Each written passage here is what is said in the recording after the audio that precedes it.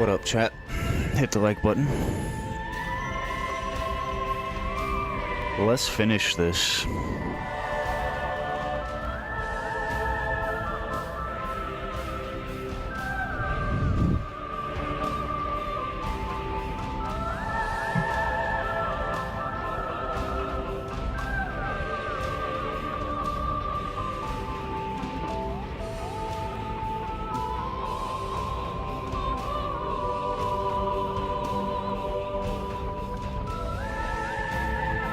Yes, sir.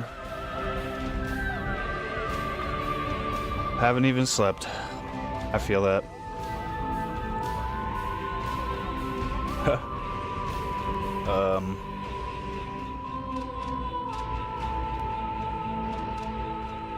Yep. I'm off today and we gotta finish this game.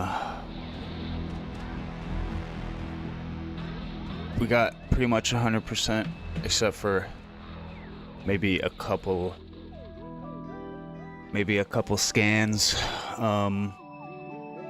Pretty sure I missed a definite one-time scan, so I think the 100% scans run is cooked.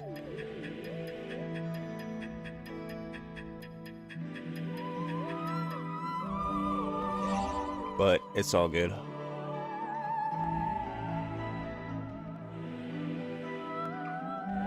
Chrono Tower. So, okay, so we get to skip that cutscene again, despite us not saving. Okay, yeah, let's go. Just hit me up. I'll probably stream some Blasphemous after this, and if you come through, we can switch to Smash and run a set or something like that. Alright, so we got an autosave, so we don't have to do that cutscene again. Let's go.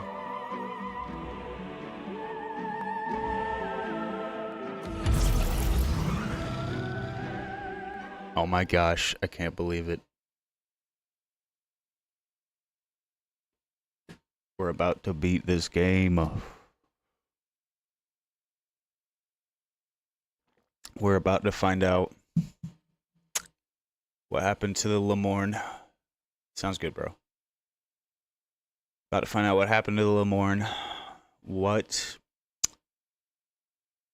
the Federation was doing with that artifact. What does Shylox have to do with any of it? And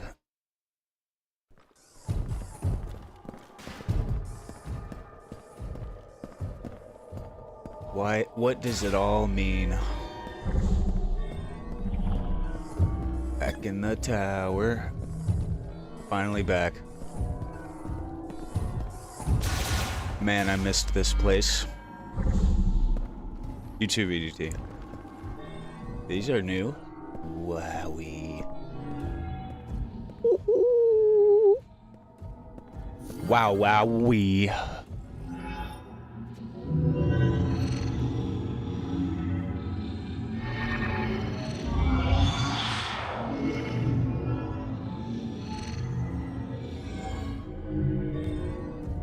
The robots are awake. Yes, the temple responds to Samus. Mechanoid Guardian, Lemorne-made artificial life form powered by psychic energy. Its function is to recognize and guide the Chosen One.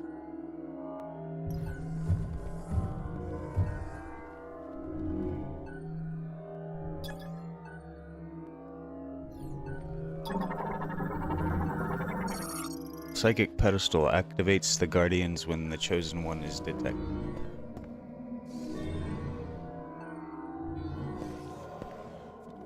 Let's give him the keys. There's 5 keys, but only 4 robots.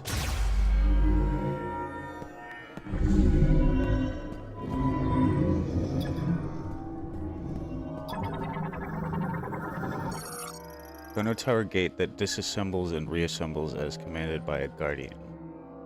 Currently sealed.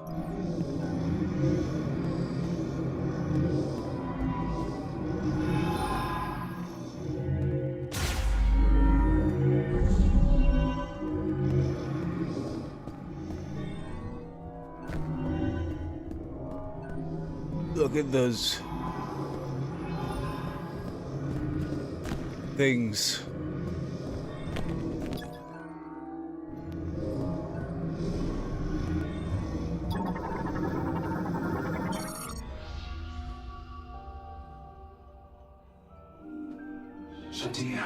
Chosen one. I fear this is the last we would speak. I have waited alone for a long time. Those 12 Lemorn who left to find you. None have returned. I know nothing of their fate. Did they find you? Are you here listening to my words? I fear not, for even in the darkness I cling to hope. I believe you will find your way to Viros. I believe you will save us. Dang, so that's a pre-recorded message? He's not, like, telepathically communicating? I guess, I wonder if he's okay. You okay, Samus? Give her a minute. Give me a minute, will ya?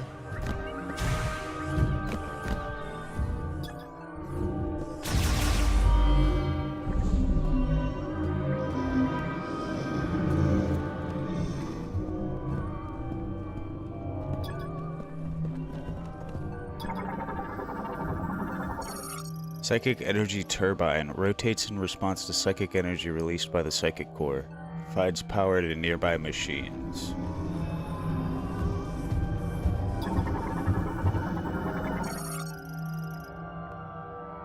Expandable structure with a hemispherical object. Responds to Guardian commands.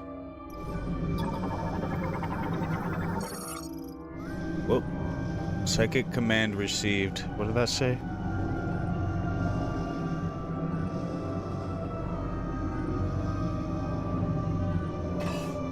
Oh, they're going in.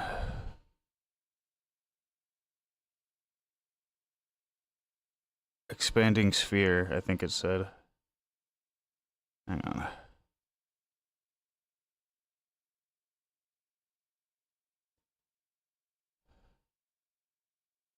Expanding object.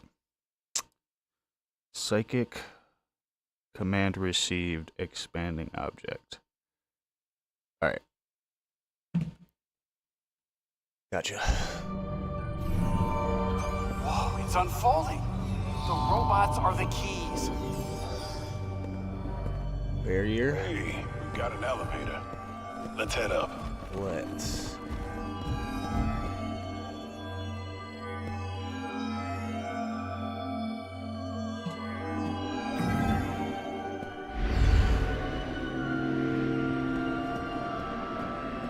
Master Teleporter should be here.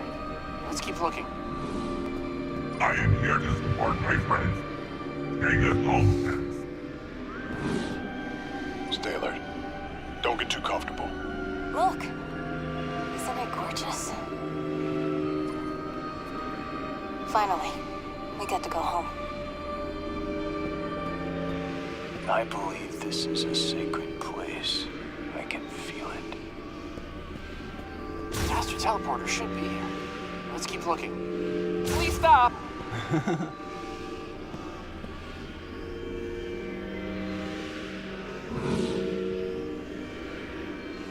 Sick.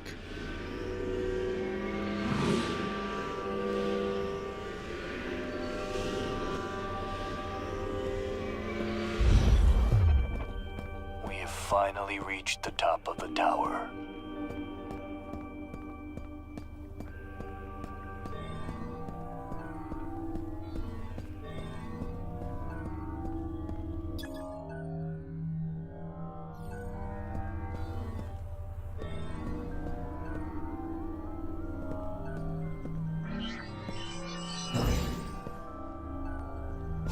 Neat.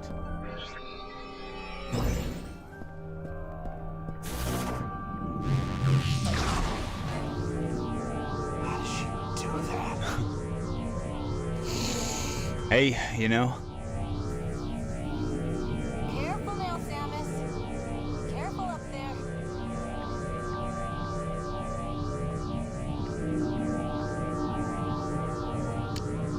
we're going in the thing.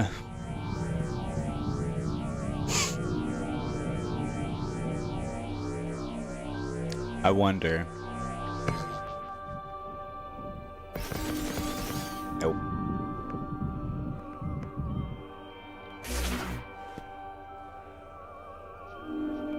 We're in the thing.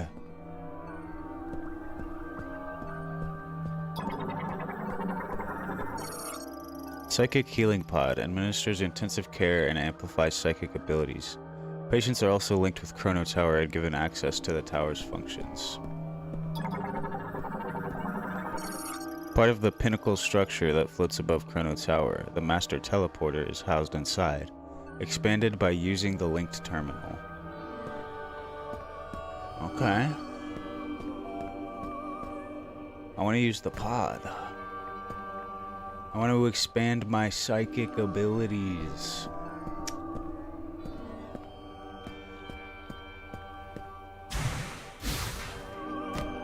Neat.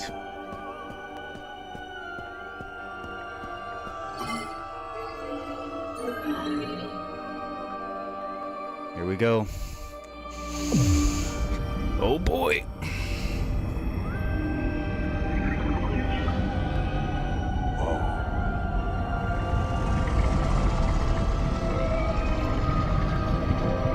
Look at this place.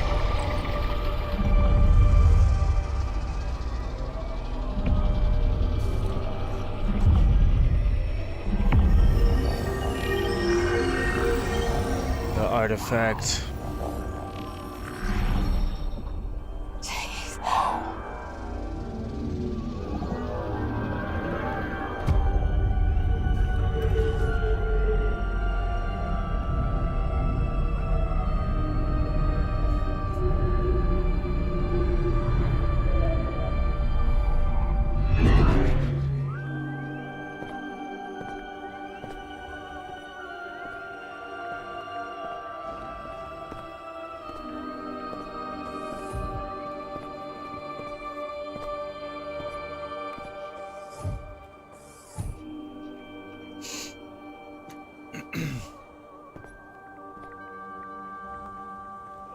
You've got the keys. Take us home.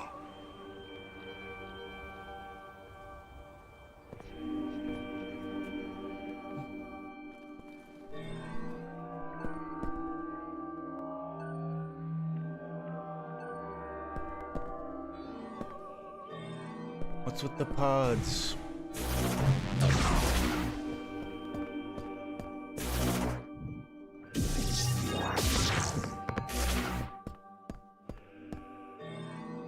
What's up with the pods?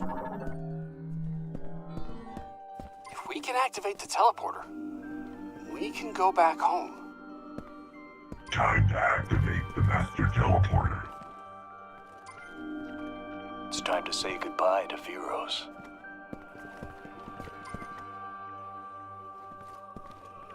Let's go home. All of us. Samus, take us home.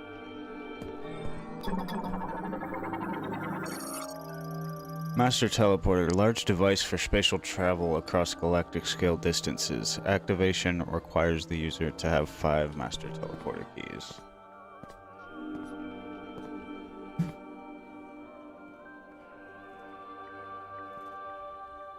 This must be the Master Teleporter.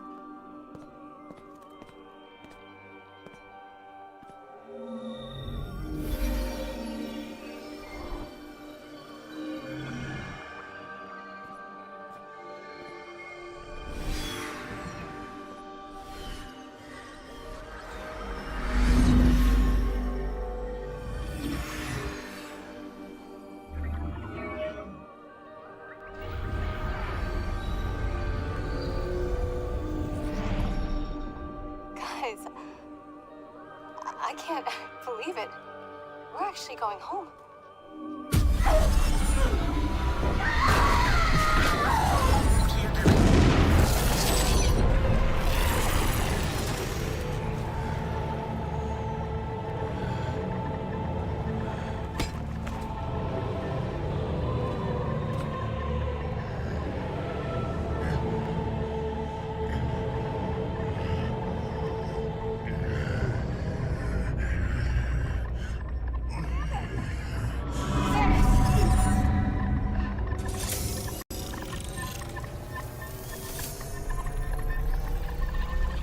Is that the future? Silux?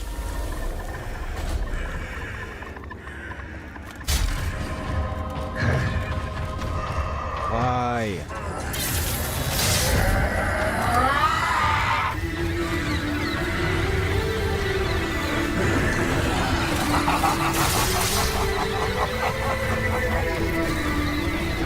Samus! I've been waiting for this. Silence! Knuckle up!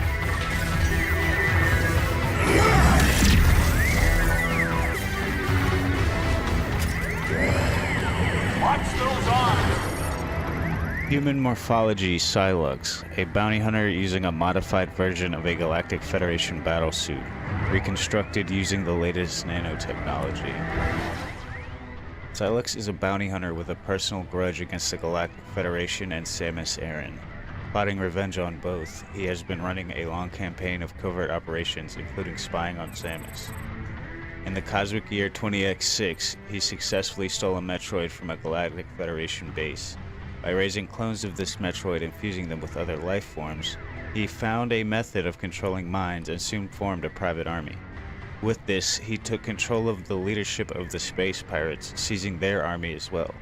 He then began attacking Galactic Federation research facilities one after another, and in the process used the information and technology he gathered to upgrade his suit and weapons. Presumably, he attacked the UTO Research Center on planet Tanamar with the same intent and did not expect to encounter Samus. Damn.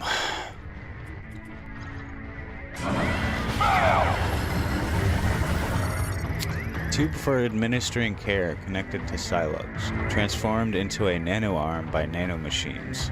It is fully armored except for its tip.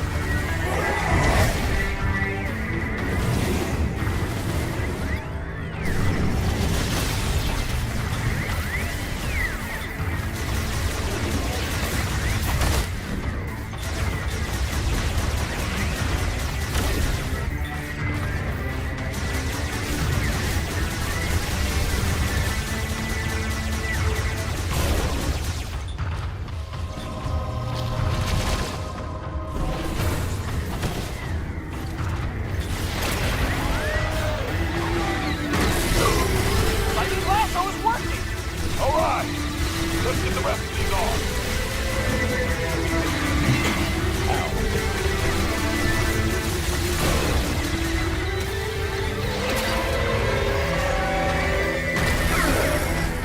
Man, he's just floating around, whipping us. Whipping and whopping.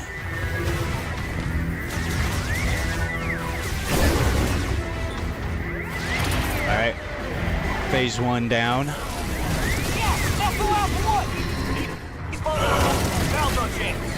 Hit him with everything you've got!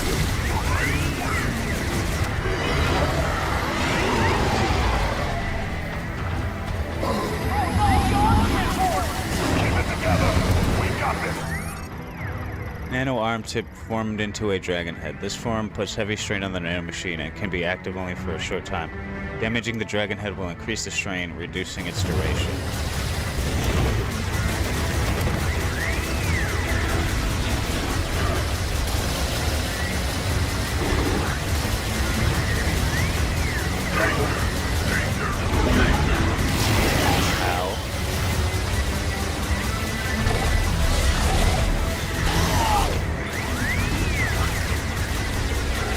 Wild, bro.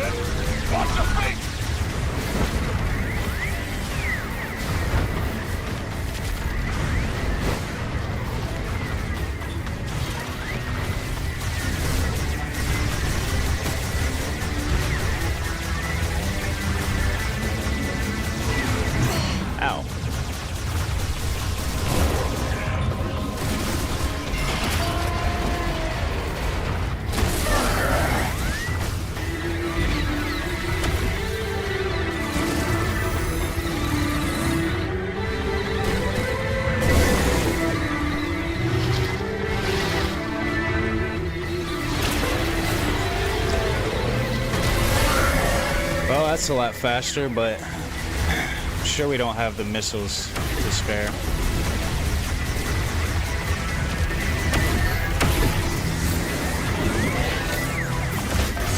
Ow.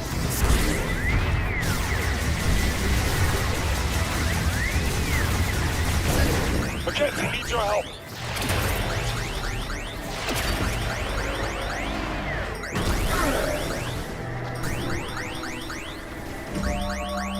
I'm okay.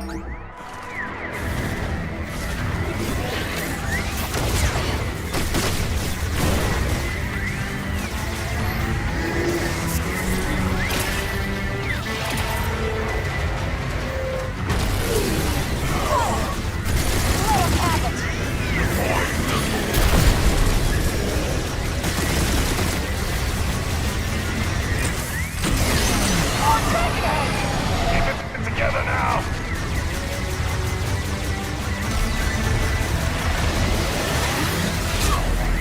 Damn.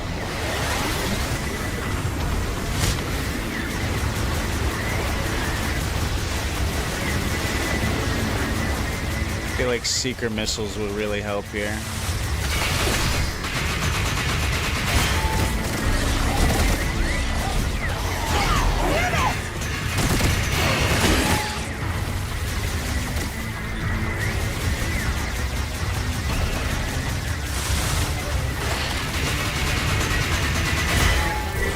You're getting messed up, man. Damn.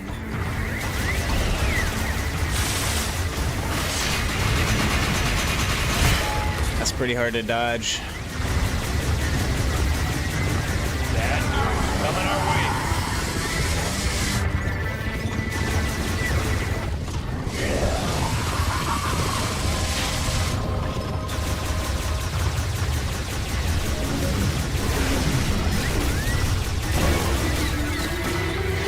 Five this time? That's ridiculous.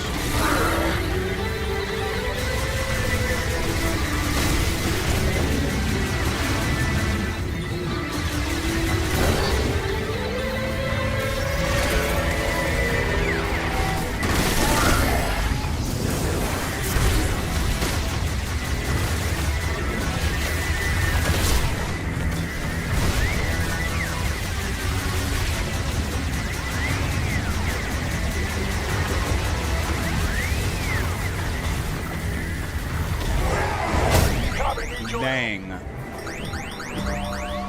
Thanks. I got you.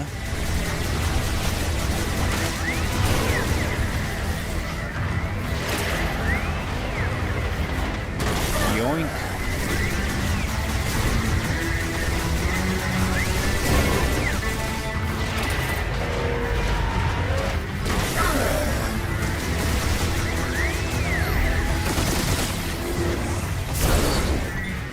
Ew, the snipe.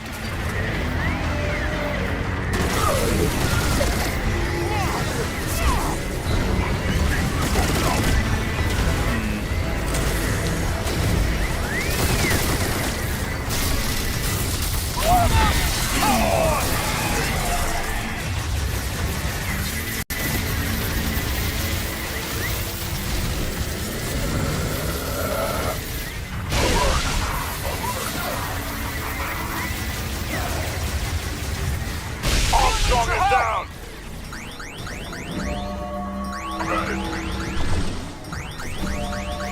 Thank you.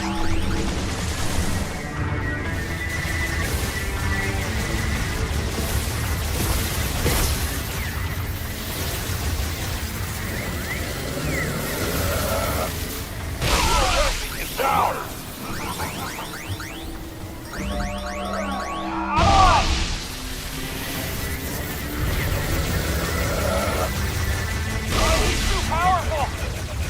Yep, just stand right in the AoE, bro.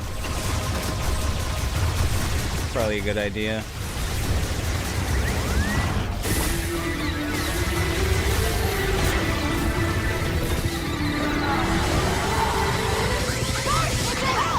Damn.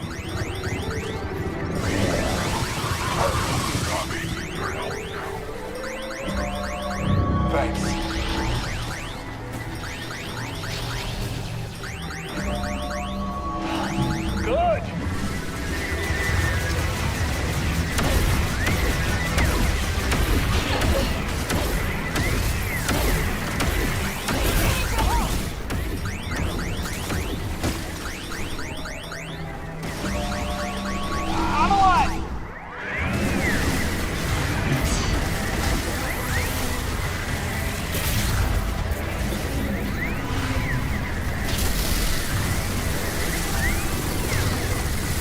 course, he goes invulnerable as soon as I do it.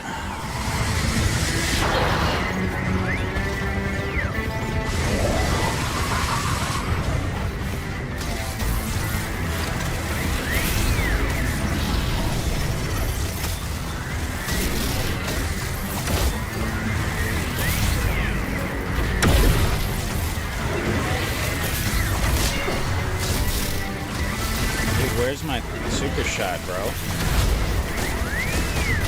There we go.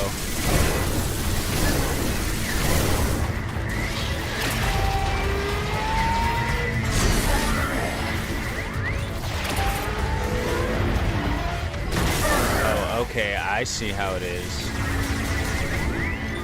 You're gonna recharge on me.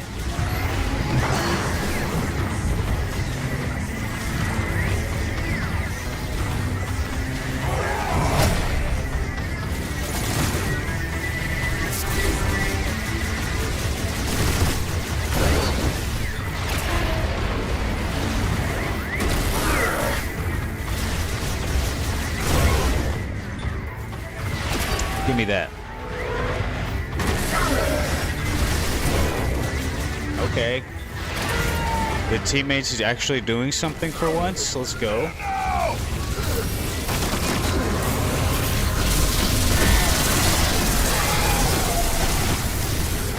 I didn't get any damage off, man. Get out of there.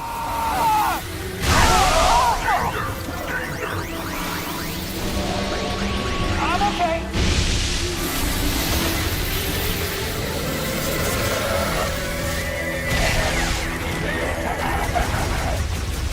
I guess super missiles are the best.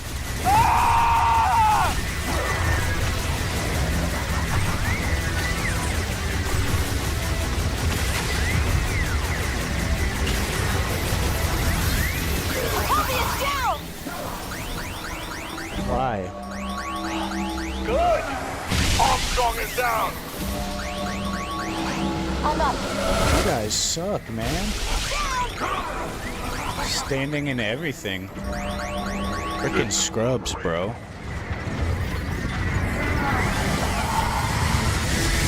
Mackenzie is down.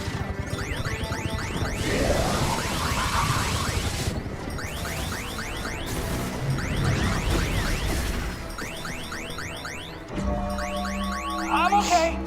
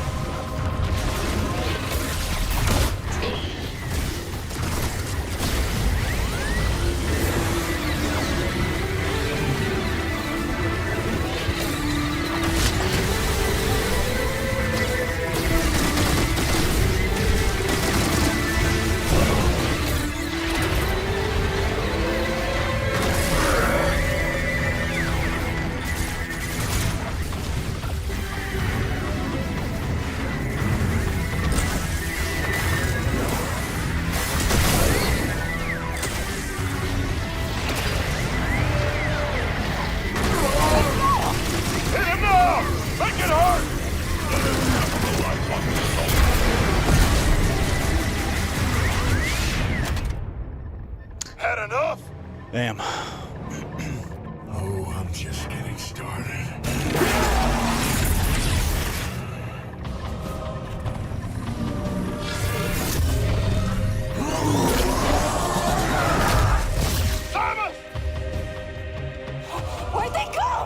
The Shadow Realm.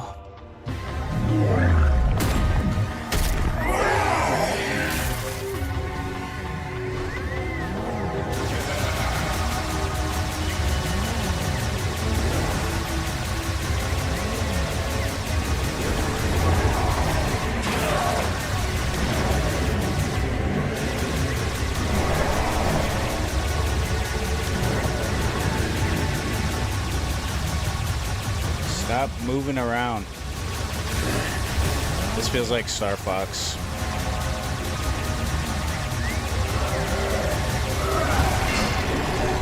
Damn.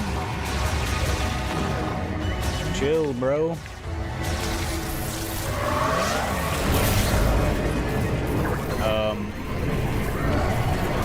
What do about that?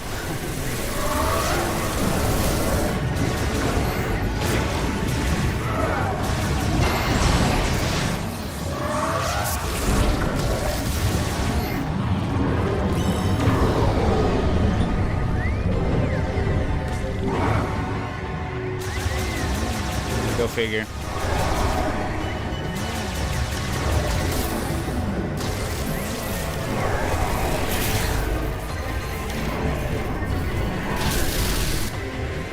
Nice.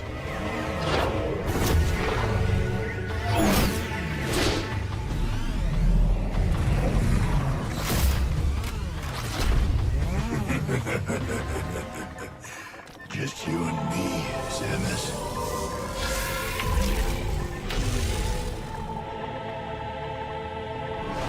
As if I would try to escape. Get this over with.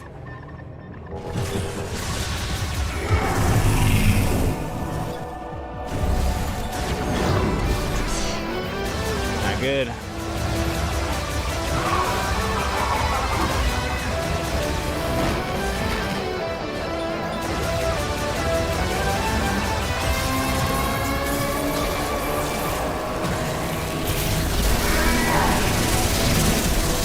Nice try, bro.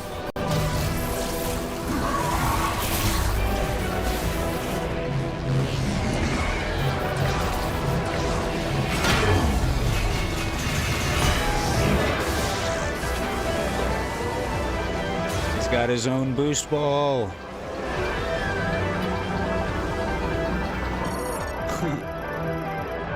Rapid movement morphology, Lockjaw, a transformed version of Psylocke. The shield generated by his energy sphere nullifies all firearm attacks. When in Lockjaw mode, Psylocke transforms into an energy sphere surrounded by a unique frame. Thanks to suit upgrades, Lockjaw's energy sphere can be made to generate a shield that nullifies all firearm attacks. He can also now ram into his enemy to steal an energy tank. Additionally, he can perform a rush attack that stuns targets with an electric shock. A stolen energy tank can be knocked free only by striking Psylocke with the momentum from a boost ball maneuver. However, if the energy tank cannot be recovered before Psylocke exit Lockjaw mode, it will be permanently lost. Does that mean no 100%? No way.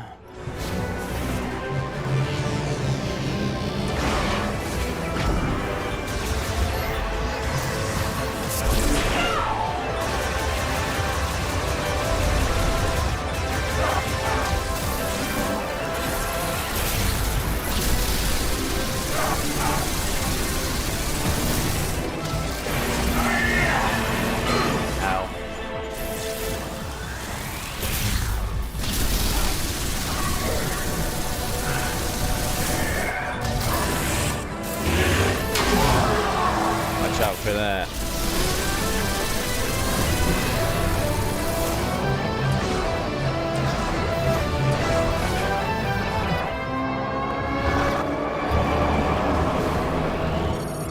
Miniature black hole generated by Psylocke. It draws in firearm attacks, neutralizing them. Only the control beam and the will of its user can resist the black hole's pull. Oh, he almost resisted it.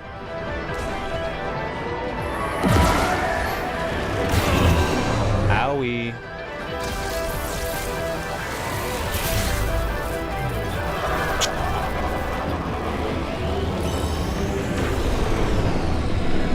Resist.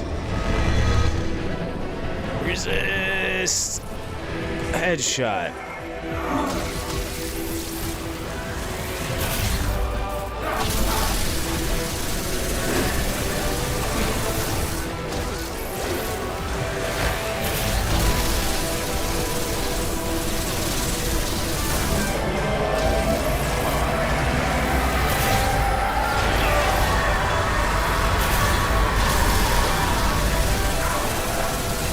Not good.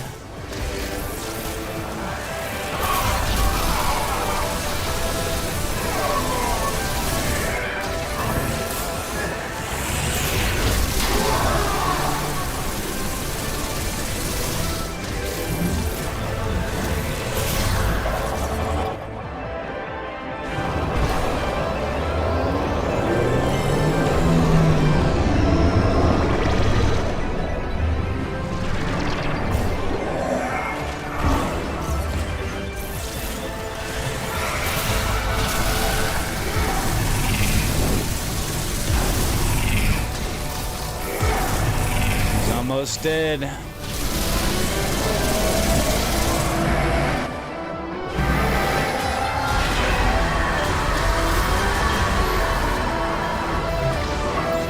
Okay, we can boost out of that.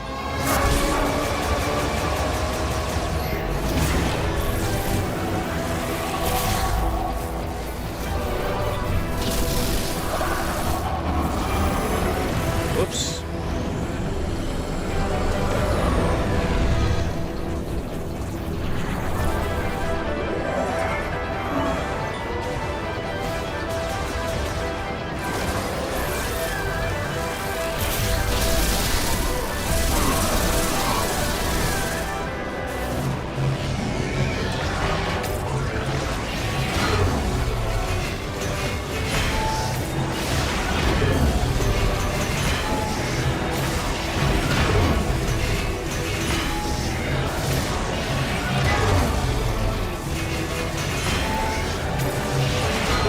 Bro.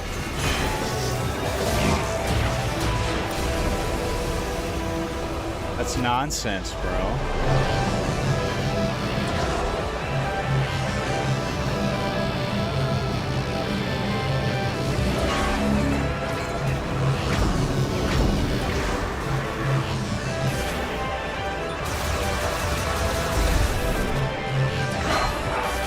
Oh, we permanently lost it, bro. What?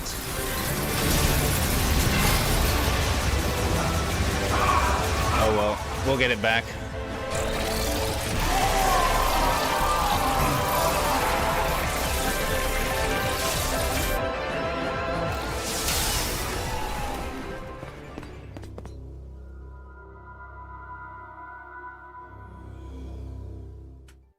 Shouldn't we go after her? Tell me how, and I'm there. Alert! Spatial anomaly detected. Great.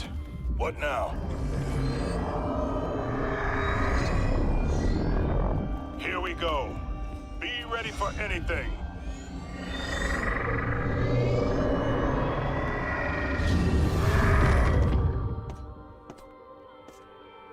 Samus!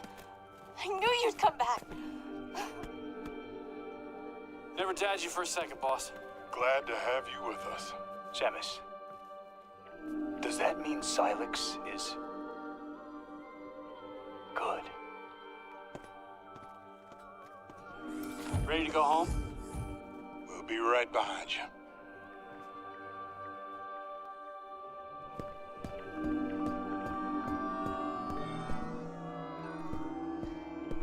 All right, time to find out what was up with that vision.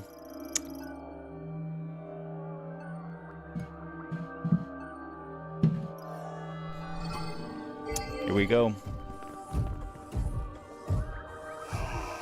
Maybe if I, oh.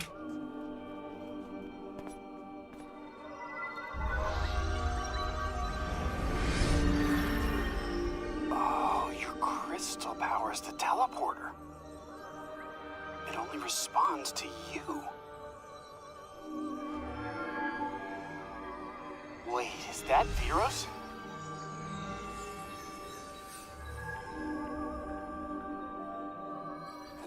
Must be Tanamar. Home sweet home. And you are sure? Well, we're gonna find out.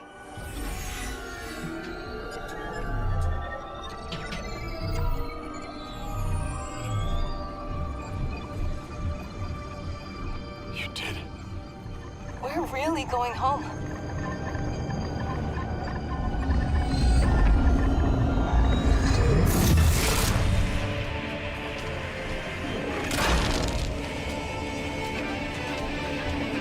Silence!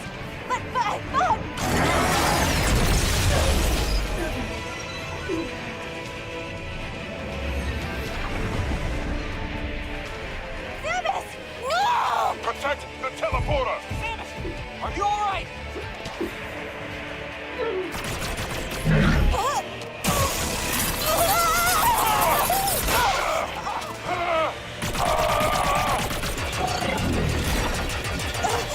I got you! Providing cover.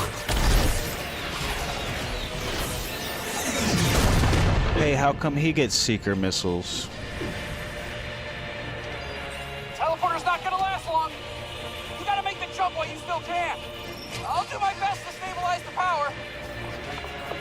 Yes! Restart the sequence. We'll buy you time while it charges.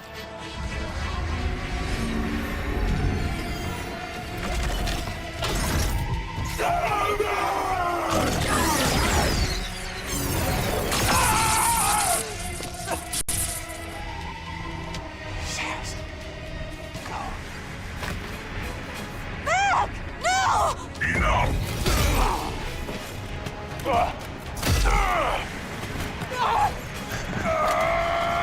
Samus! Go!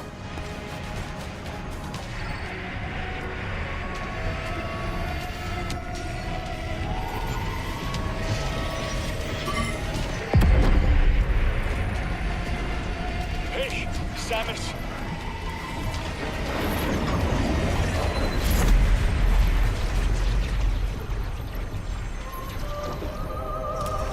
Solan be with you.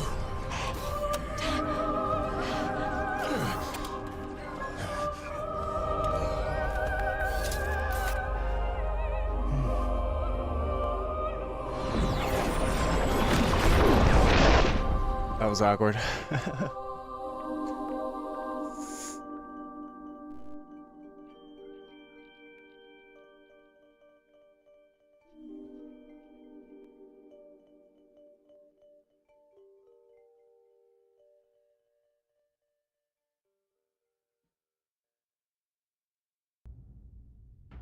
The end. What? That's it?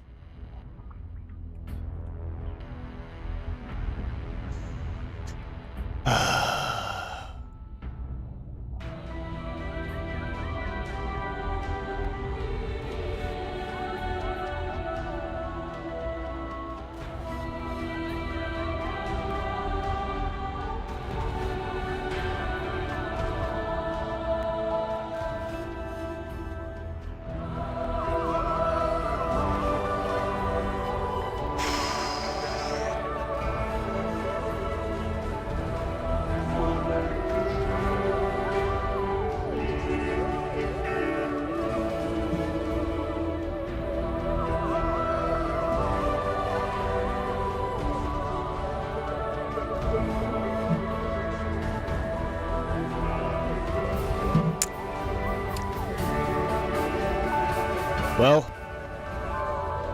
I gotta say,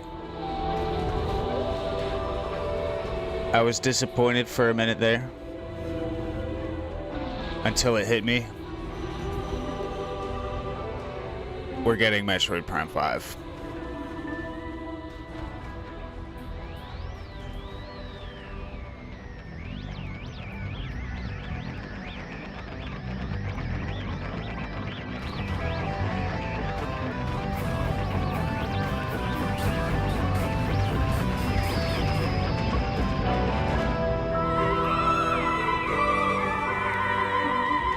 Like, that's the only way that ending makes any sense, is if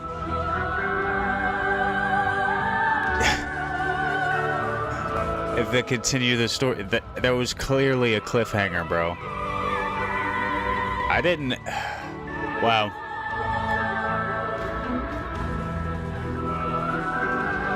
Wow, man, I did not see. I didn't see that coming.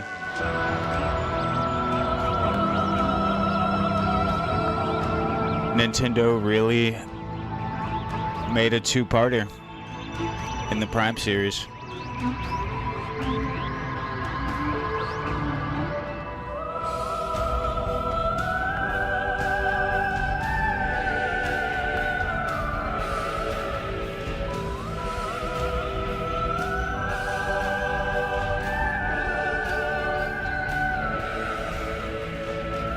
Wow.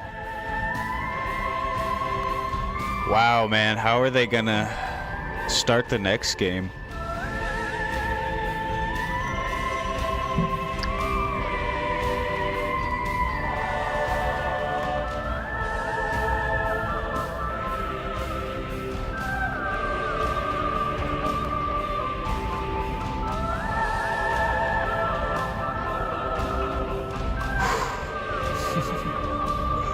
Wow, dude.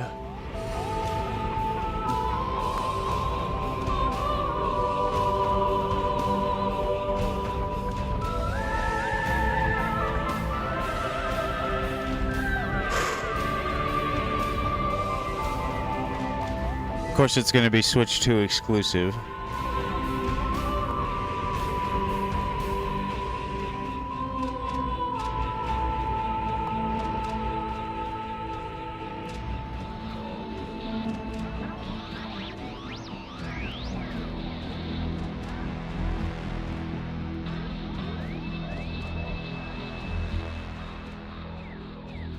I'm just wondering, will it be Metroid Prime 5 or Metroid Prime 4 Part 2?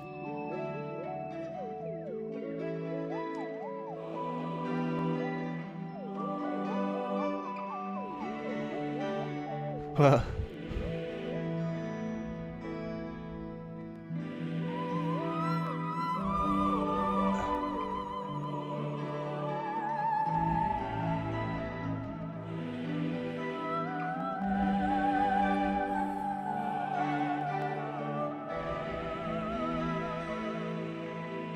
waiting on that results screen.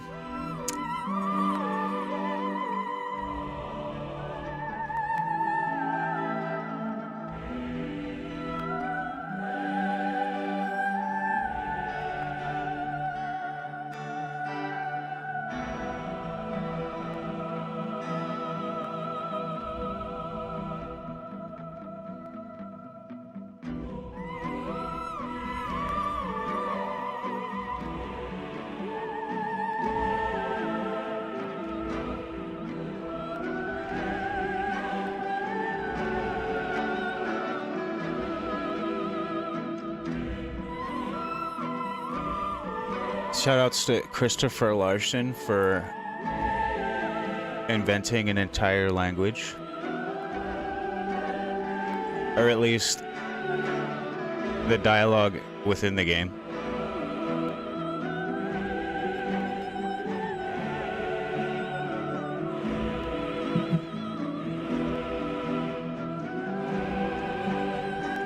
They had military advisors up in there.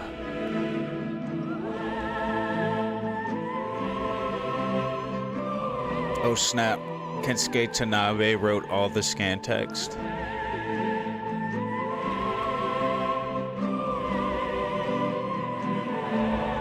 We did have Kenji Yamamoto, so why was that soundtrack so mid?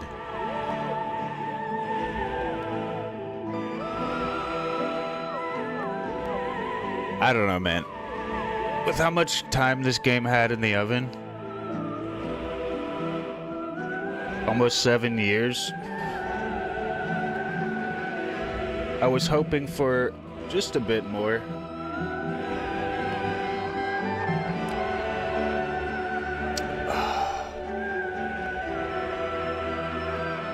A few better tracks.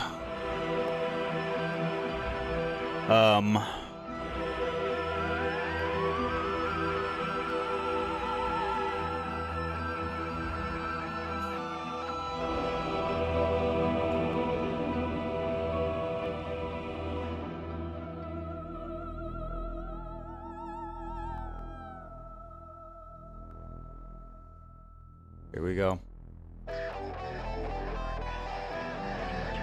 We did not complete the mission. We didn't complete no mission. It should say mission complete ... question mark.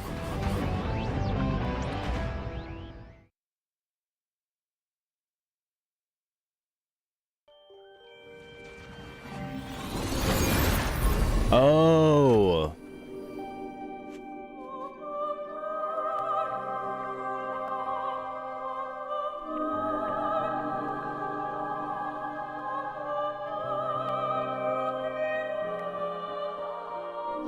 Is this the 100% ending?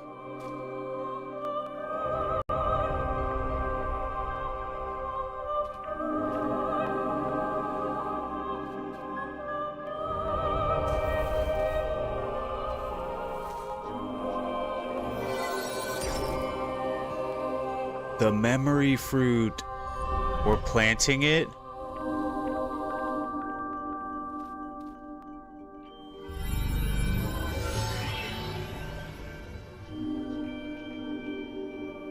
Oh shit.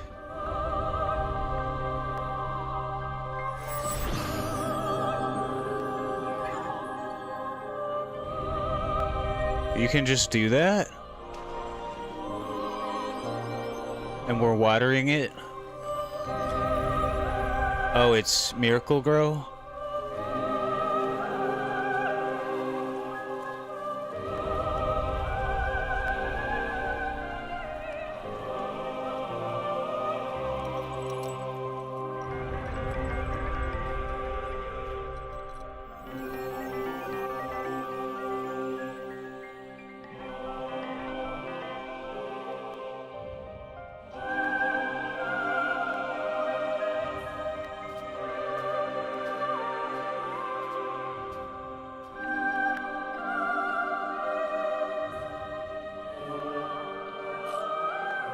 Man.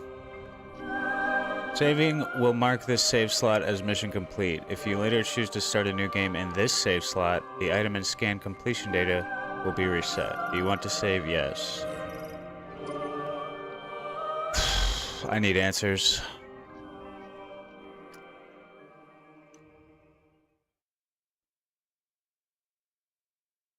Huh.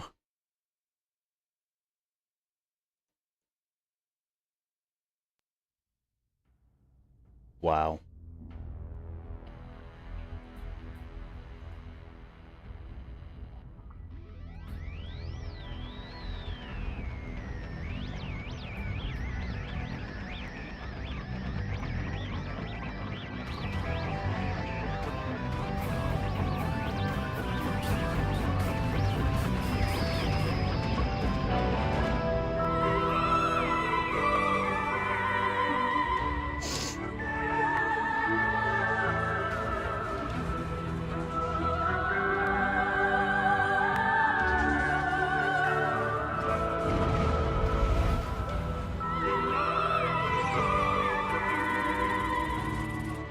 Dang, bro.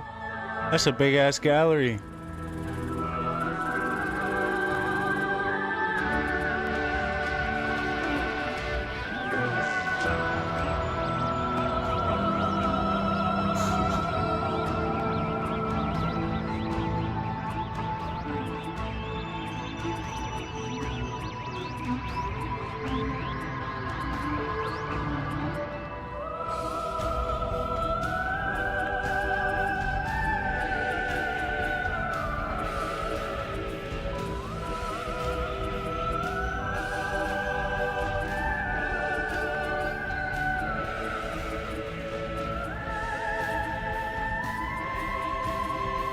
Well,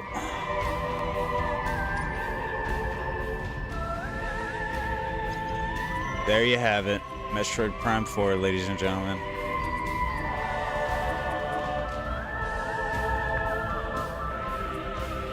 It was pretty good.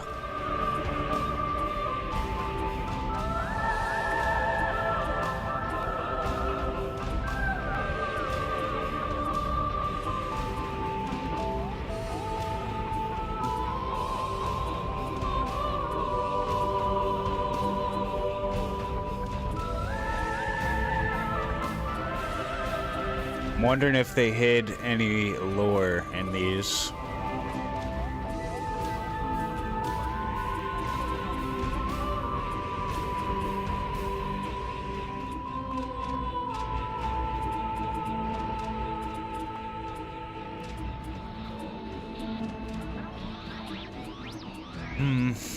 Well, dang.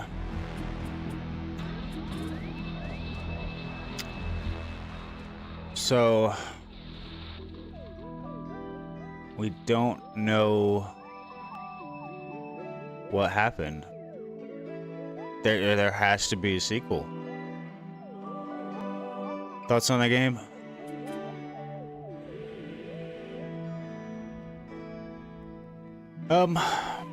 I mostly liked it. I have a few nitpicks, but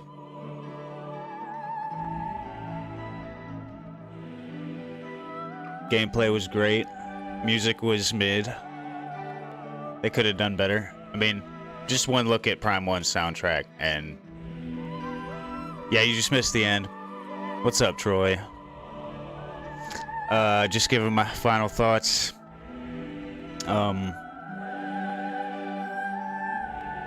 So yeah, mostly great. Good gameplay. There was a few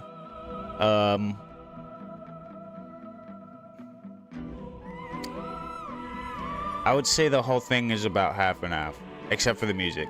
The music really doesn't live up to the legacy at all.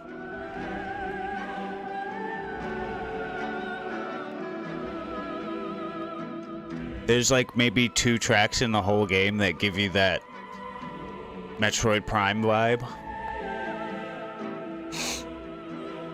And they're not even that good. The rest of it's just ambience. Could have done way better. I mean, I feel like as Metroid Prime fans, we've come to expect at least a little bit more of a certain style of music, you know? But I mean, this game can do its own thing. I would say, as far as a game in the Prime series, it's great. I'd put it third. 2 is my favorite. Then 1 is great. And then, okay, well, 1 is a masterpiece. Let me just put that out there. Then 4, and then 3. So 3 is my least favorite. At least use the wheel. Exactly, bro. Couldn't have said it better myself.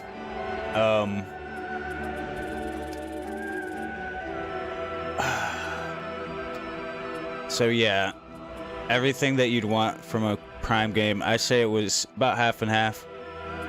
Kind of hit or miss. The storyline was perfectly fine.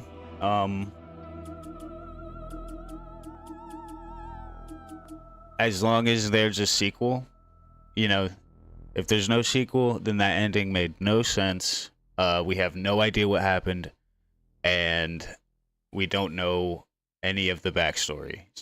Why was Silux there? What did he have to do with any of it? What happened to the soldiers and Silux at the end there? What happened to Viros? What happened to the Lemorn? We still don't know. Did they go extinct? We saw one in that final cutscene, but we don't know if that was a vision or if he was alive or what.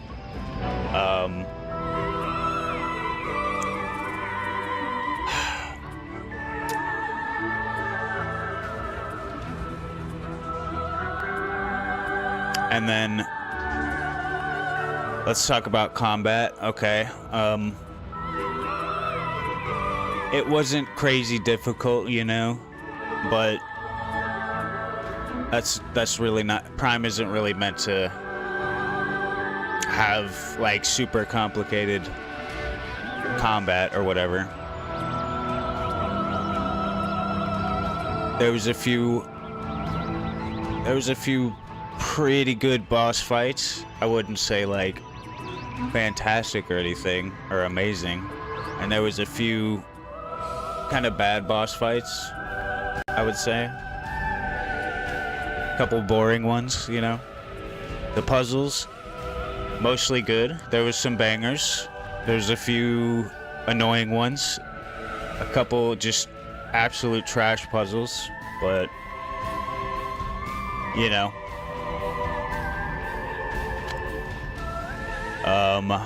And then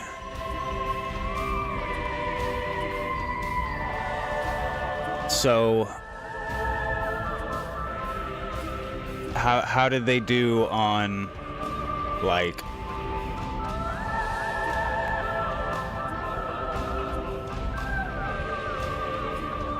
what you would expect from a Metroid game, you know?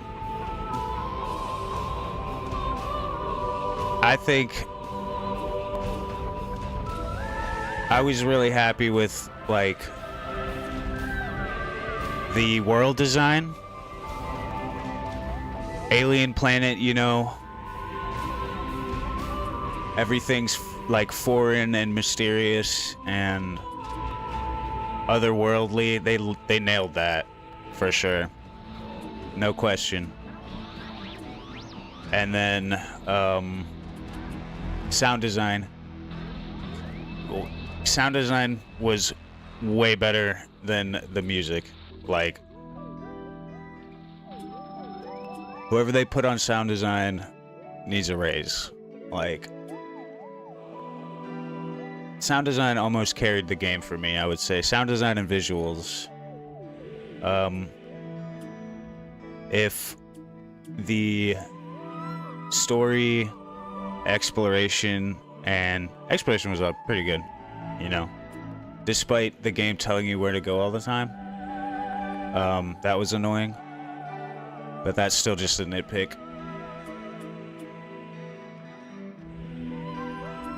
If story and what else? I would say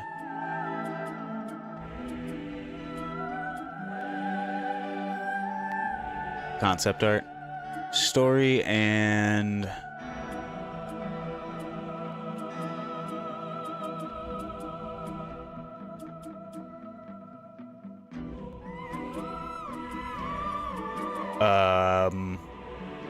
that's pretty much it. If the storyline and the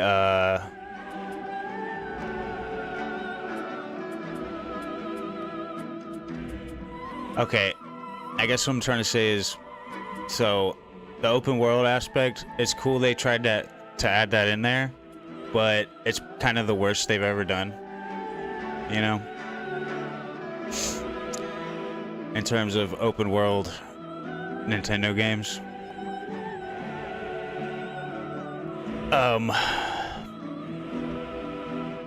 It's a cool way to get from A to B, you know? But it's not really... It gets really stale after a while. And it's not that great to begin with.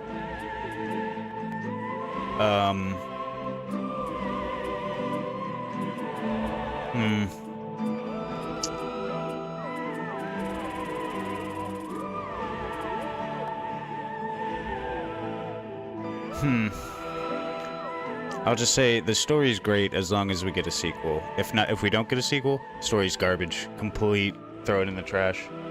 What are you thinking? And a game's quality relying on it having a sequel is kind of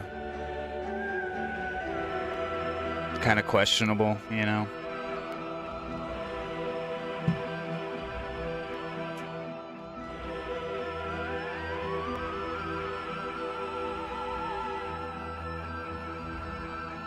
But hey, I had fun.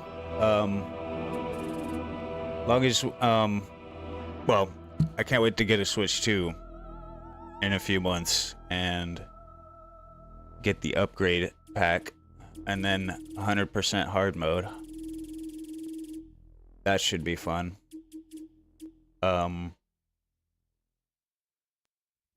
I would go back for all the scans right now, but I think I missed a one-time scan because I died to a boss and forgot to rescan him, which sucks. It's really unfortunate because I was scanning everything, bro. I'm surprised that's not the only thing I missed in the entire game. I really feel like every single room, everything got scanned in the entire game except for that one boss. There must have been a moment or two where I was not scanning every single... I was diligent with it, bro. I played more than half of this game in the scan visor. I don't see what I could have missed. But oh well. Yeah, you can get it on Switch 1. It was being developed on Switch 1 for 5 years, and then Switch 2 didn't come out until the final year of its development. So they mostly worked on it on Switch 1.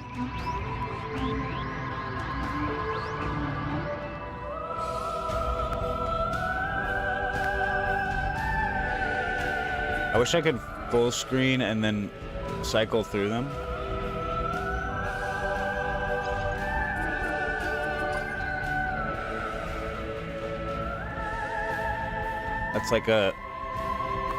That's a basic ass feature that's missing. Now, we could get DLC.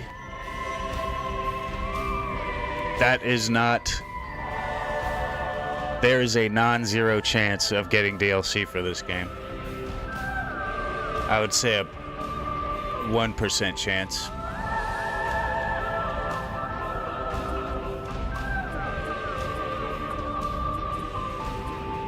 Oh, I'm sorry, babe.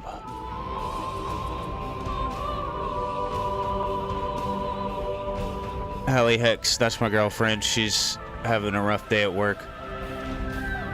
Let's all have a moment of silence for those of us at work right now.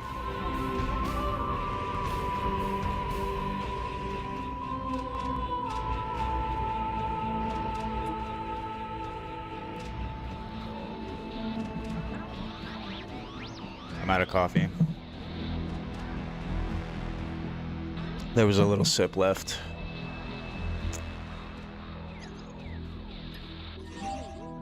Alright, check this out though.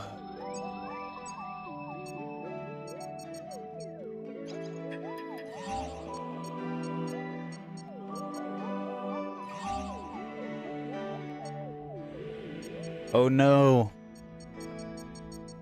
I should have copied a save.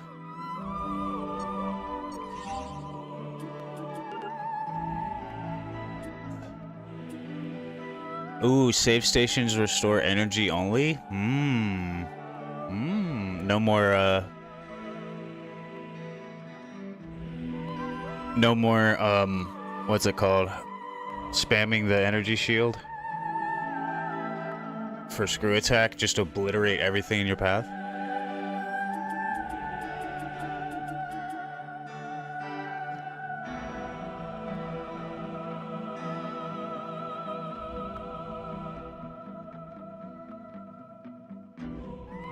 We have to have a paid sticker on our drinks, and I was like, hi, can I have one? And she was like, I roll it, just go in the drawer and get one.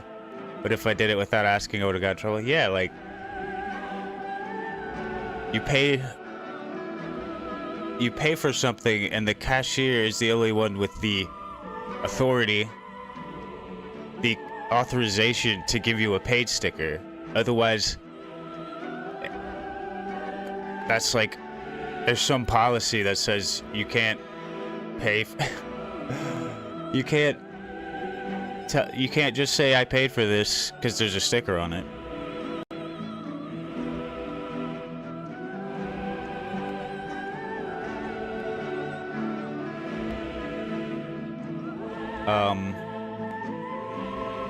Now, there could be a 100% scans bonus ending.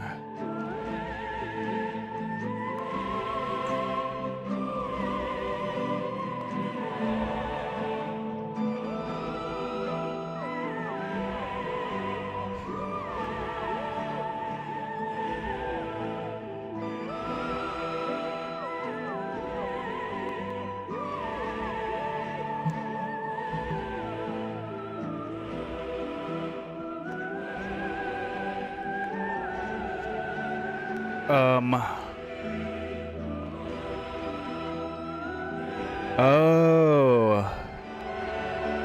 Alright, since we missed a one-time scan and we're out of our we're out of the save file. I mean, it wouldn't matter if we still had the save file. We would still be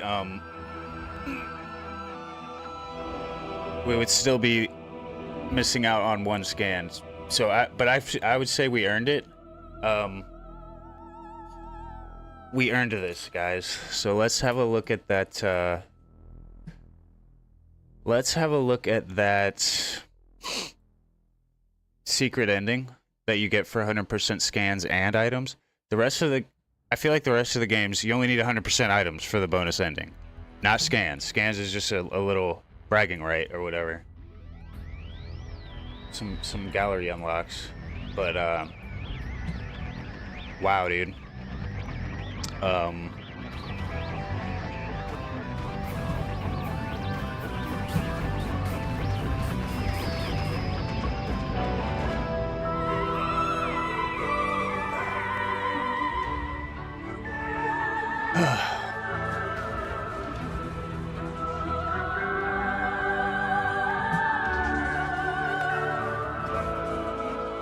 So we're gonna watch the secret ending because it provides crucial backstory on Psylocke, apparently.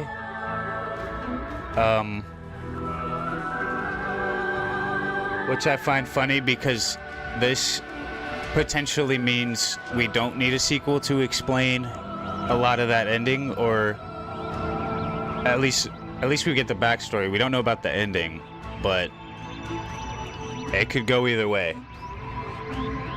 The previous Prime games, every single bonus ending was teasers that there's going to be another one. So if we don't get that, I'm going to be a little disappointed.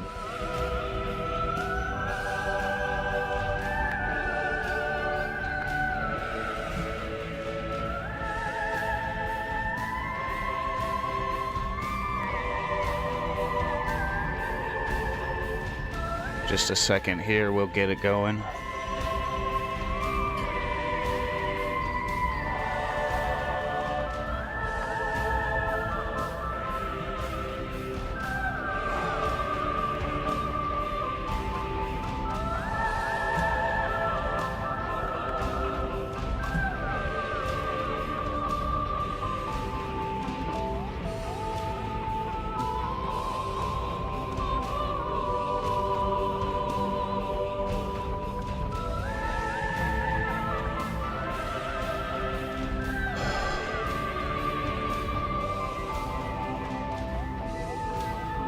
The bad ending, the normal ending, the 100% ending, and the secret ending. I did not know there was a difference. I didn't know there was a bad ending and a normal ending. Did we get the bad ending? We worked so hard. We got all those dumb crystals.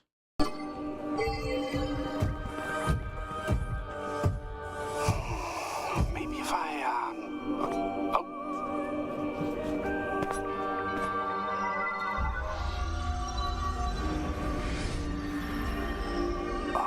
your crystal powers the teleporter.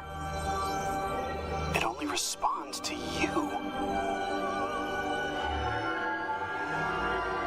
Wait, is that Veros?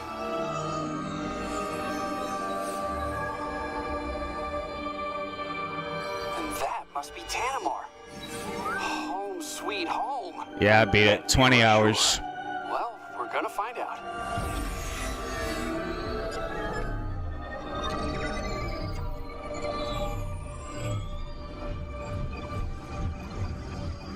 You did it. We're really going home. I think we got the bad ending, guys. Gonna have to check the difference. Like, what are the requirements for each ending?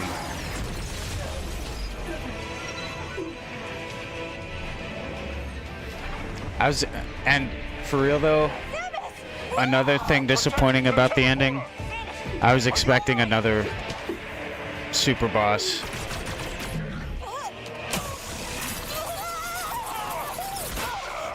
Oh my. I got you. Providing cover. Stupid autocorrect. Teleporter's not gonna last long. You gotta make the jump while you still can. I'll do my best to stabilize the power. Dang, bro. Restart the sequence. We'll buy you time while it charges. Yep.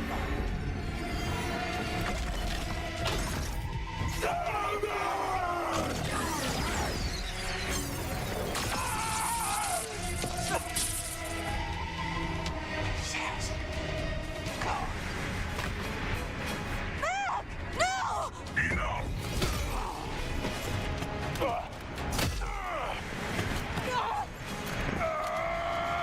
Samus! Go!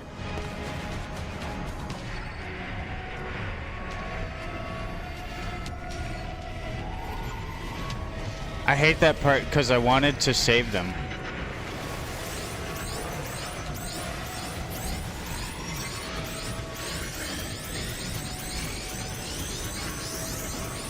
Oh.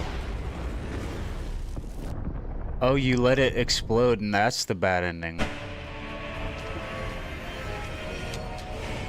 Which is, like, no different. Hey, Samus.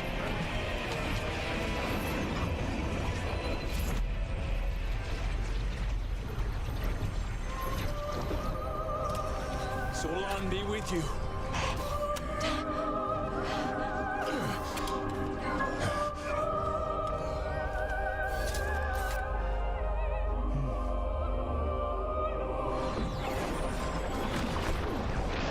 Quick, everyone, take your masks off. Make her look at our faces and her feel extra bad for abandoning us here.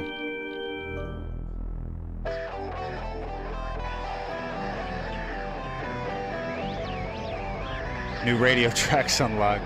More locked amiibo content. That's so annoying.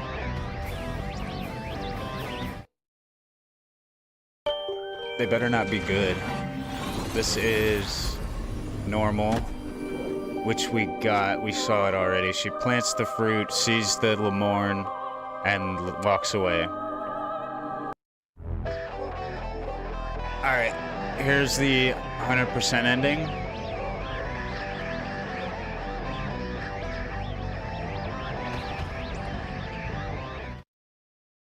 And there's a secret scene after as well.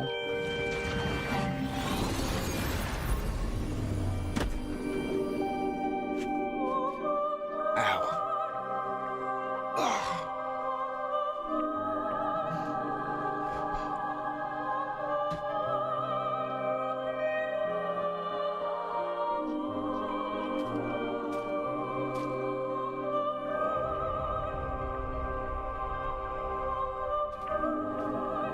Later, babe.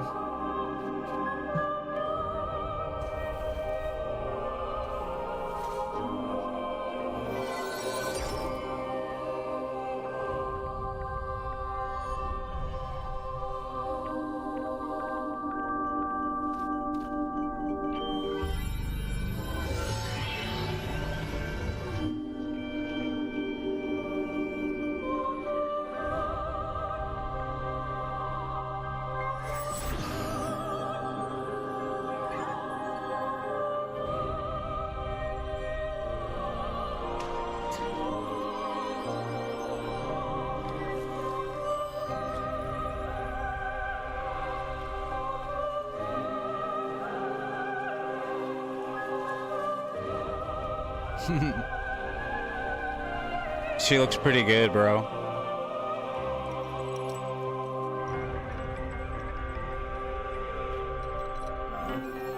Okay, that's... I guess that's the only difference, is she takes her helmet off.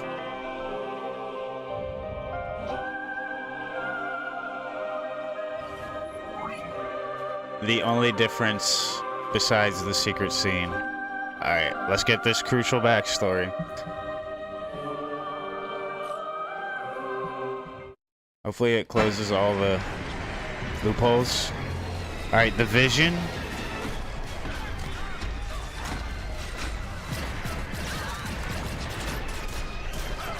Space Pirates versus the Federation. Yes. Fuck that Space Pirate.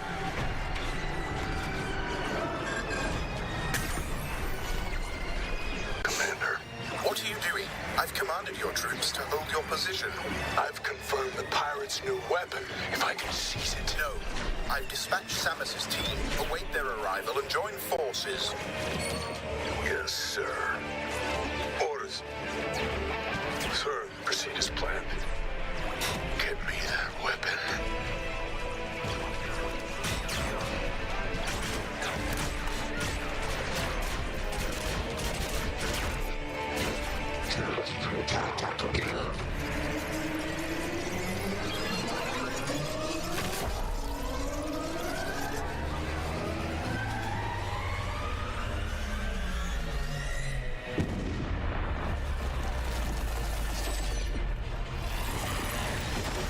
Get nuked. Holy.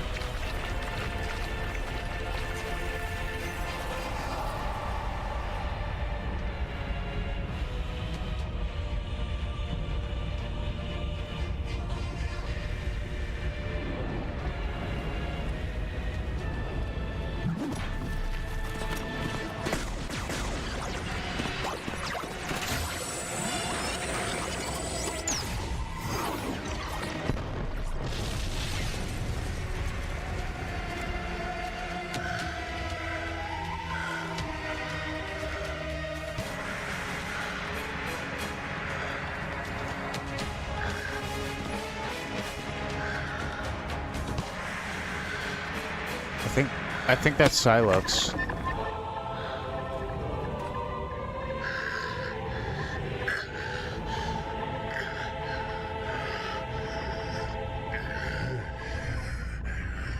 Yep.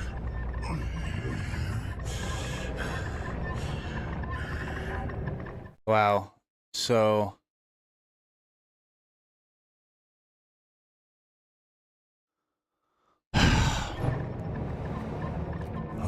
Just getting started. here we go.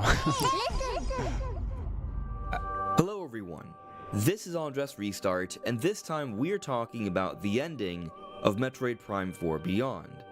Perhaps you played through the game, you saw the end, and you're left wondering what exactly... Can I pause?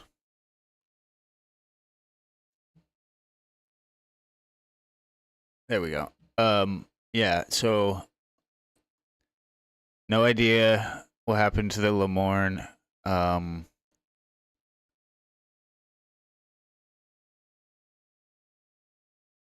There was either 13 survivors, 1 survivor, or no survivors of their species, I guess, or whatever. Which is annoying because they made us like care about them and want to like figure out their backstory. Well, we got most of the backstory, but whatever happened to them, it was just left up in the air. Same with the soldiers and Silux.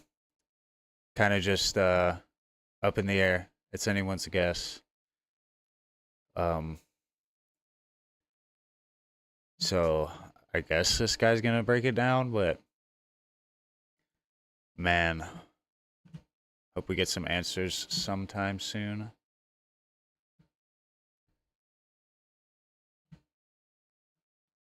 Let's refresh. We're lagging.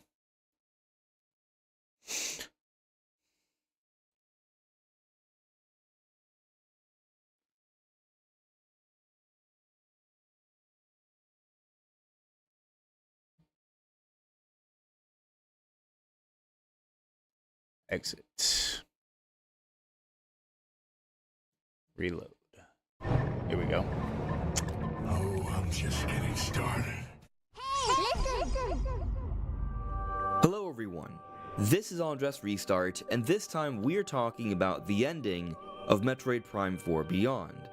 Perhaps you played through the game, you saw the end, and you're left wondering what exactly happened. Is there something you may have missed? Is there some sort of hidden meaning? Is this just a cliffhanger, or is there going to be more? And I think there is going to be more. I think there is a hidden meaning, and that's what I'm going to be explaining today. Now, before going forward, let me point out that I do have this goal to reach 60,000 subscribers. So if you find yourself enjoying this video or some of my other videos, guys, I gotta pee. I'm gonna watch on my phone. Subscribing if you haven't already, liking, commenting, it all makes a big difference. But at least thank you for coming by to watch today's video. So let's talk about the ending here. Samus defeats Sylux, and Sylux falls into this spatial void. Then Samus is able to warp herself back to Vuros with the Federation troopers where the teleporter is, and they initiate the teleportation sequence. We see that Samus is navigating through multiple space systems and perhaps even multiple timelines here, and they start the teleportation process, but then Sylux is able to come back and is doing everything he can to attack Samus. The troopers jump out to protect Samus and the teleporter. They're doing their very best to hold him back, and ultimately what happens is that Samus is put into a situation where she has to decide what she's going to do.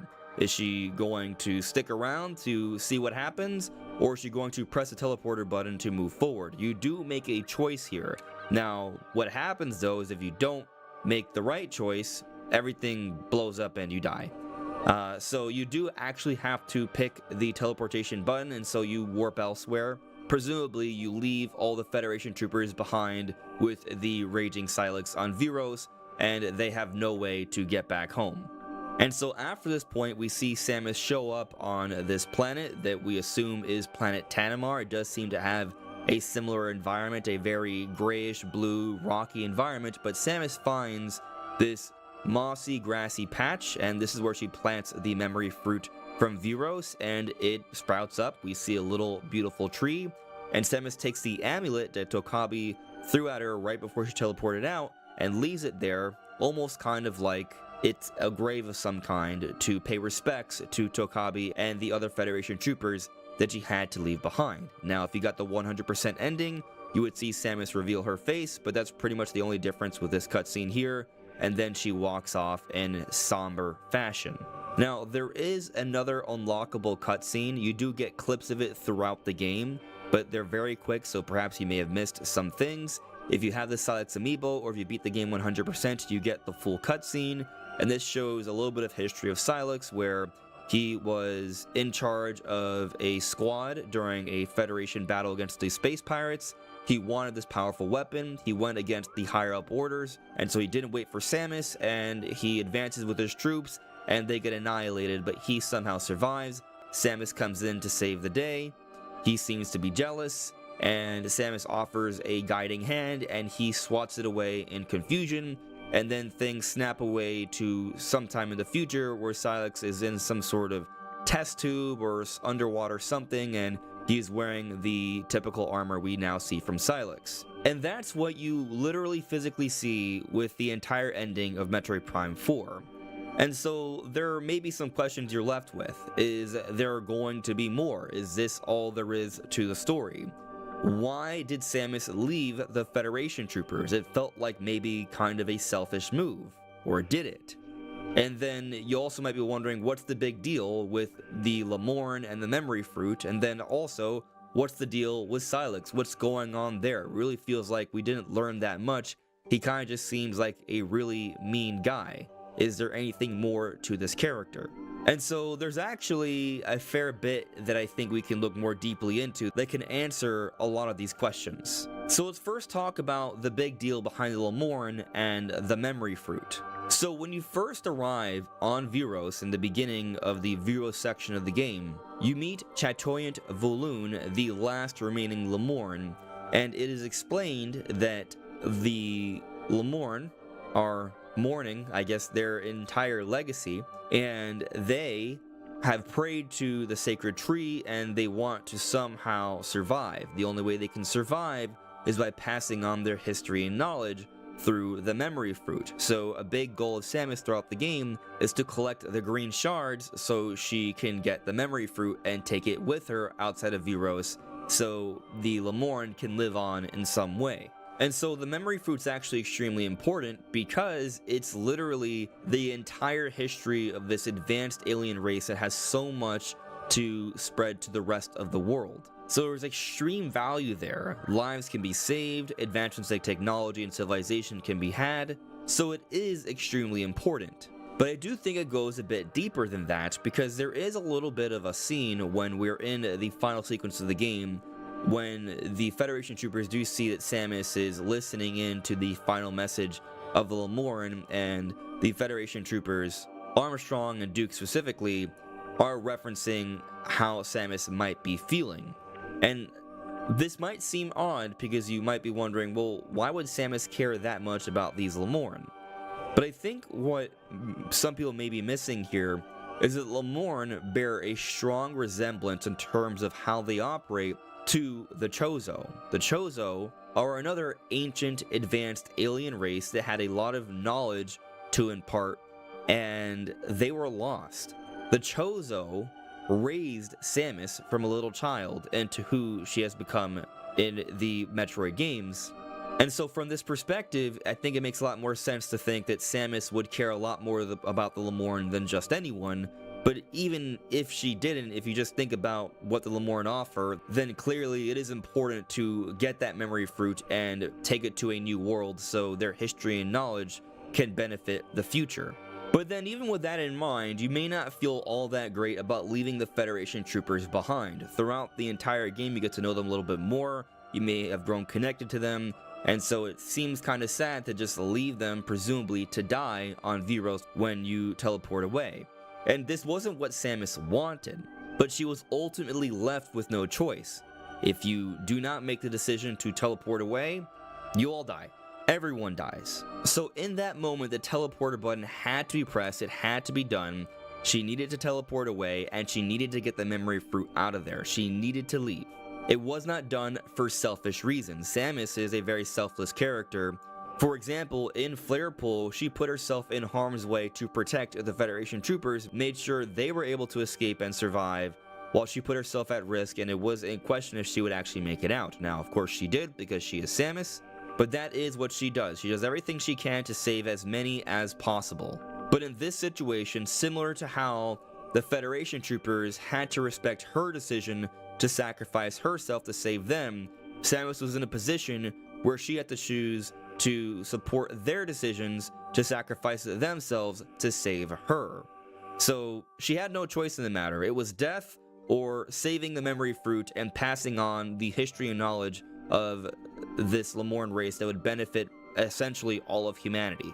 But then what about Sylux? From what we've seen of Sylux's past, it kind of just seems like Sylux is someone who was pursuing power, didn't have respect for his superiors, the higher-ups, and just wanted to bask in more of the glory similar to Samus, and he was jealous of Samus, he wanted to surpass Samus. That seems to be a big piece to his character, and that ultimately led him to pursuing more power and becoming the Sylux we know today. Which just kind of makes him seem like kind of a shallow villain. But I do think there is more going on here. So if you do take a moment to scan Sylux at the end to get the 100% and you read through his logbook entry, there's a part that says, he then began attacking Galactic Federation research facilities one after another, and in the process used the information technology he gathered to upgrade his suit and weapons. Presumably, that's the key word here, he attacked the UTO Research Center on planet Tanimar with the same intent and did not expect to encounter Samus Aran. So what's interesting here about his logbook entry is that they choose to use the word presumably. And this is actually a big deal because what it means is that with the evidence presented, this is what we can extrapolate. This is what we can understand with what we know so far. There is an implication that there might be a little bit more to the story that we do not understand. And so I find this interesting because I remember analyzing the initial meeting between Samus and Sylux from what we've seen of Metroid Prime 4 at the UTO Research Center, and we do see that Sylux blasts away in the general direction of Samus, and instead of hitting Samus, the teleporter is what is hit, which leads to them all being teleported over to Vuros. And there have been debates had here, but my initial interpretation of what happened here is that Silex, who is depicted as a deadly sharpshooter, one who has great accuracy in his shots, it would be weird for the first time we see him shooting in this game to be missing Samus and accidentally hitting the important artifact instead.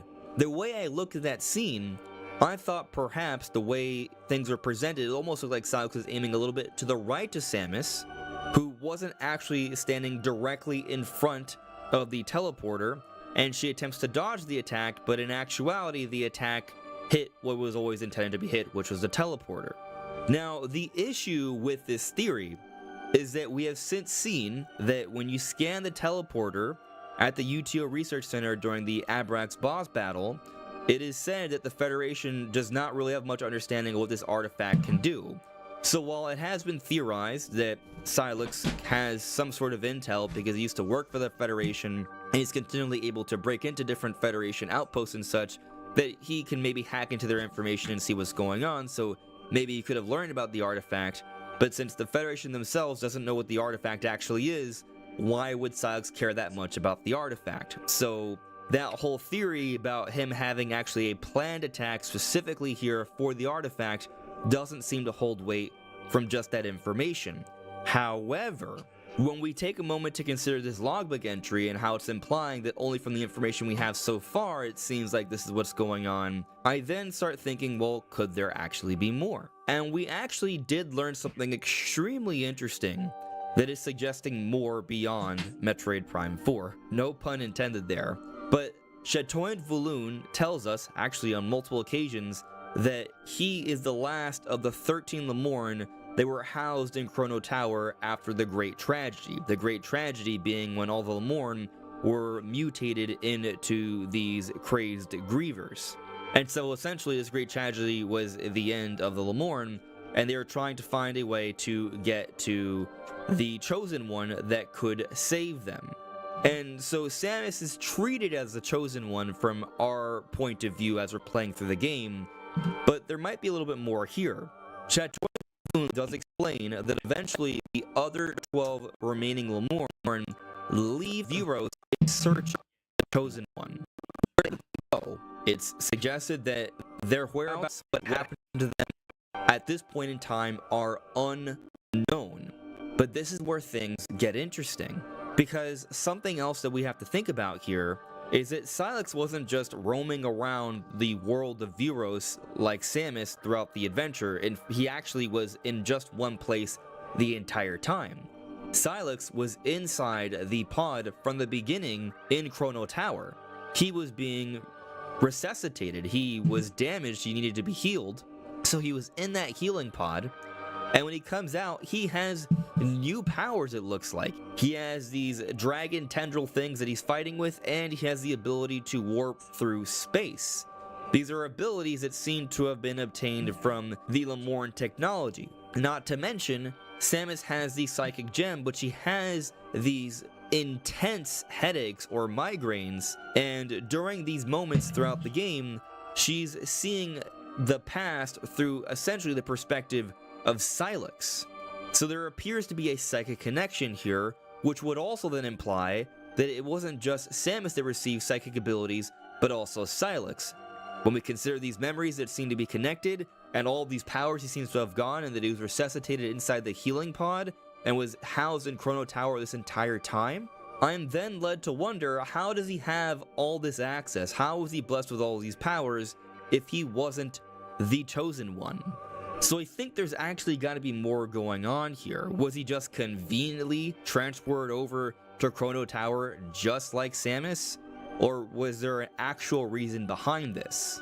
Is it not possible that maybe somehow Silex obtained some type of information or communication from one of the other 12 Lemorn that left out to find a Chosen One to save them? When we also consider that there is literally the existence of the artifact at the beginning of the game that's on Tanimar and not on Vuros, that's Lemorn technology, how did that get there? That does show that there are things presumably out there where maybe Silex could find something else that could connect him to the Lemorn and what's been going on. So I am led to think that those 12 Lemorn that escaped and went to find the Chosen One, Silex made contact in some form with at least one of them, which led him to the artifact, which led him to actually aiming at the artifact, causing the teleportation to Viros. This is the intent, and then when he was there, he was actually more there than Samus, because he wasn't just outside the tower, he was already inside the tower, using the healing pod, being blessed with more powers, perhaps even more so than Samus, and was controlling things from Chrono Tower as well. We saw the force field, we saw the different Cybots being transformed into mirages of Silex, so it seemed like Silex was controlling a lot from far away. How else would he be able to do this unless he had some sort of prior understanding or connection to the Lemorn leading to this moment? So there's a possibility that Silex might have actually been the Chosen One. Now, this may seem kind of silly to think because Silex is, at least from what we've seen so far, a pretty bad guy and wouldn't be one to save the Lemorn, but his actions are ultimately what led to Samus acquiring the memory fruit and preserving their history and knowledge. If Silex didn't do what he did, Samus would have never found herself on Viros meeting what was left of Lemorn to save them. This could be kind of like an Anakin Skywalker kind of thing, where Anakin Skywalker is the Chosen One, but he's not the Chosen One because he's a great guy, but his actions ultimately lead to the balancing of the Force. Silex may not be a great guy, but his actions ultimately led to the saving of the history and knowledge of the Lemorn race. I think that's a possibility there. It's also possible that of the 12 Lemorn that got out there, one of them just mistakenly thought Silex might be a Chosen One and just granted him access. Or perhaps one of the Lemorn was actually a traitor, or another weird possibility is that maybe Silex isn't so bad after all.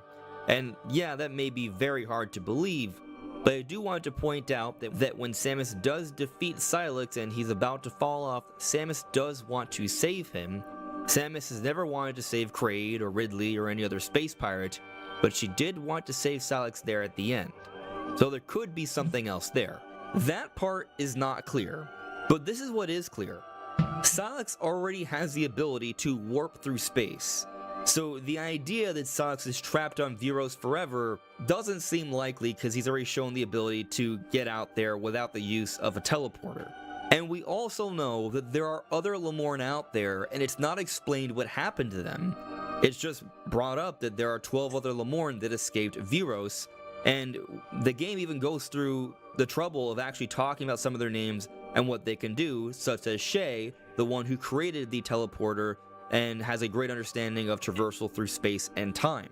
So ultimately the ending of Metroid Prime 4 leaves us wondering what happened to the other Lemorn, where are they, what are they doing, what did they leave behind, and that Silex is not dead, still seems to have some mystery behind his character, and clearly has the ability to traverse space-time to some extent, and likely can find his way back to the fold here.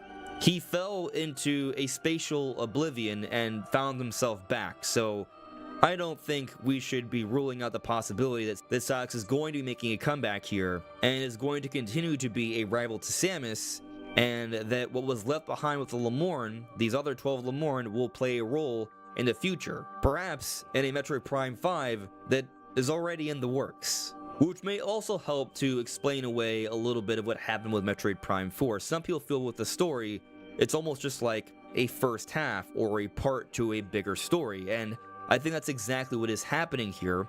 Nintendo's already told us that Metroid Prime 4 is the beginning of a new story. And so what we saw of Metroid Prime 4 was just the beginning. There's going to be more. So hopefully that more doesn't take another 18 years and is in the works already. But that is the explanation for the ending of Metroid Prime 4 Beyond. What do you all think? Let me know in the comments below. This is Andres Restart. Thank you so much for listening and watching, and I will see you all really soon. Take care. Bye.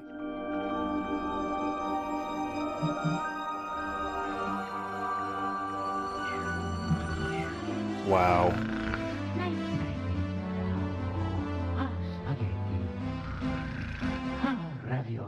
Wow, dude.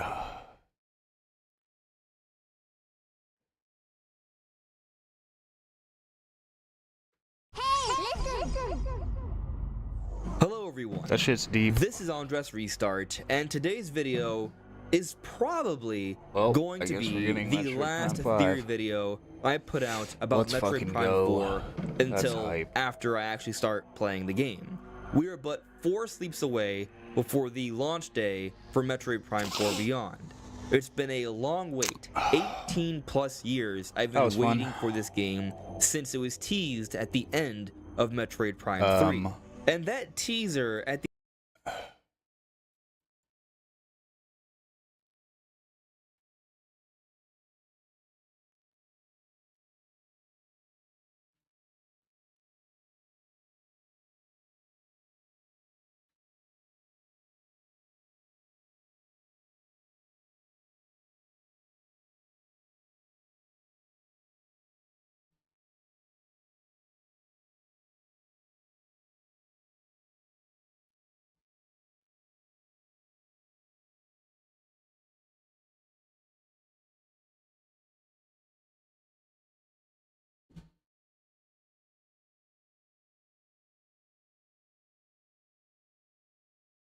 I don't know. I think from now on, Nintendo will wait till a game is more ready to show a teaser trailer, because that was 8 years ago, and that was kind of not worth the wait.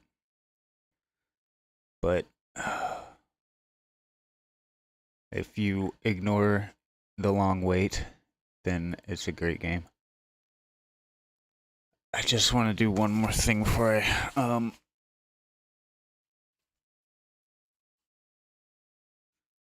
I end the YouTube video. I want to hear the bonus radio tracks.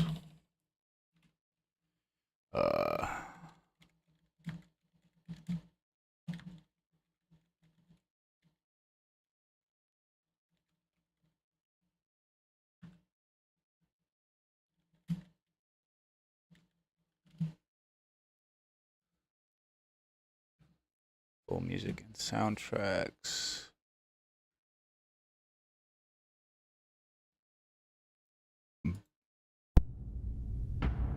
Alright, let me see.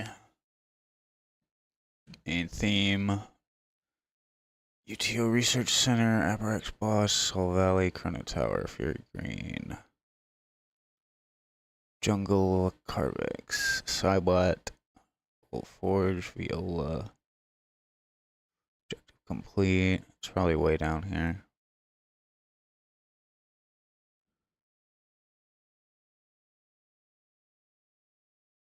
Um,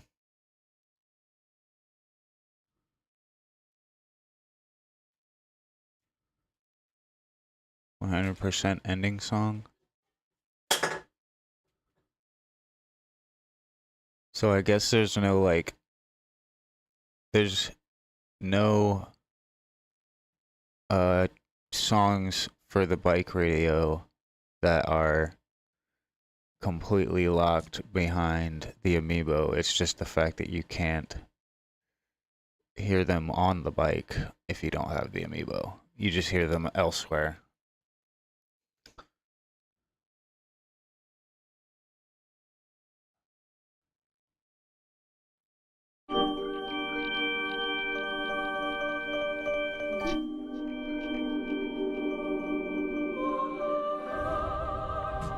Yeah.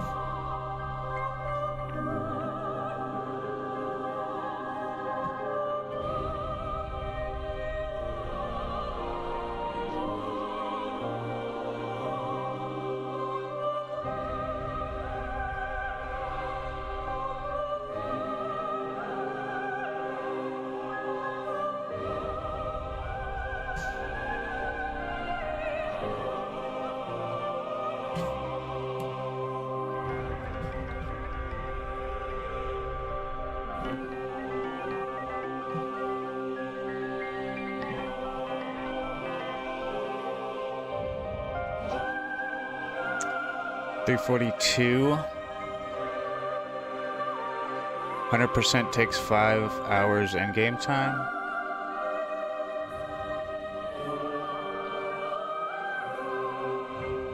Okay. I might just watch that later.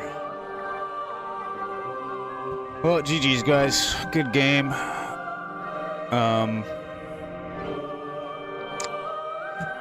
I really liked Metroid Prime 4. I had a few nitpicks, but that was it. Other than that, excellent game. Very fun. Felt good to get back into the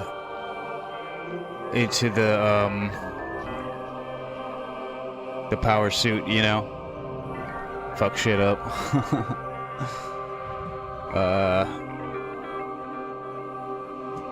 Thanks for watching, guys.